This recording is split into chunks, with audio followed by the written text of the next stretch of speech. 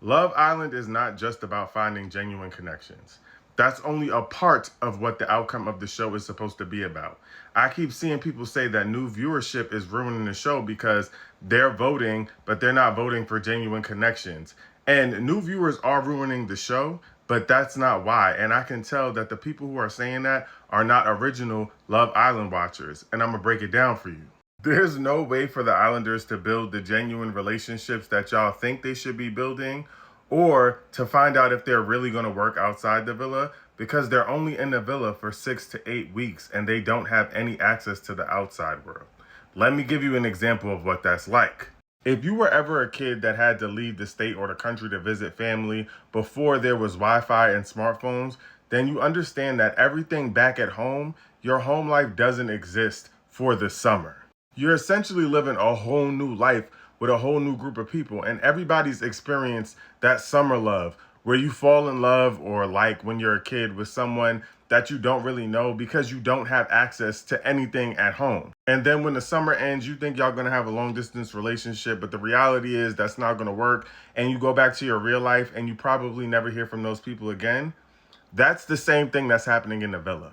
It's impossible for them to find out if they actually have a genuine connection outside of the villa, because in the villa they have nothing else to do. And all of the factors that would play a part in whether or not y'all last outside the villa are not present. So when you go back into the real world, that matters. So yes, we want to know if y'all actually like each other and if there's a potential to work outside the villa, but there's no guarantee.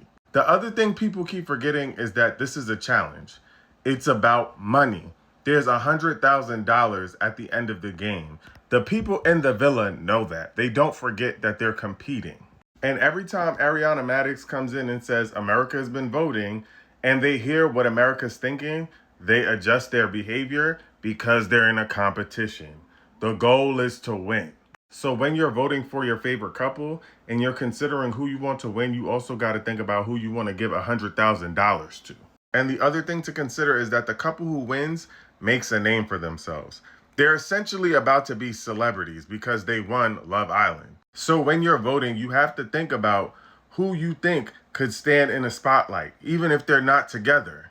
Think about Serena and Cordell. When they came out the villa, they were doing music videos with Summer Walker. They're getting brand deals. Like, they're in celebrity spaces. And the people that you vote for, that has to make sense for them. So when I think about Amyrin, I think their connection could actually be there, but I think Amaya genuinely loves being a nurse. I don't think she wants to be famous and a celebrity, and I don't really see that for Brian. Like, they don't give me celebrity couple. When I think about Huda and Chris can't even stand to be around her at this point.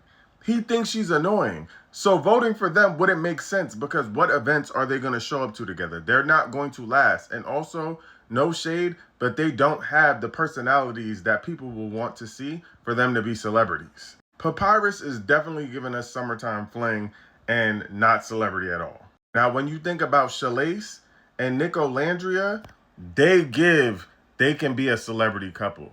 They give that they might last outside the villa, and even if they don't, they would be good celebrities standing on their own.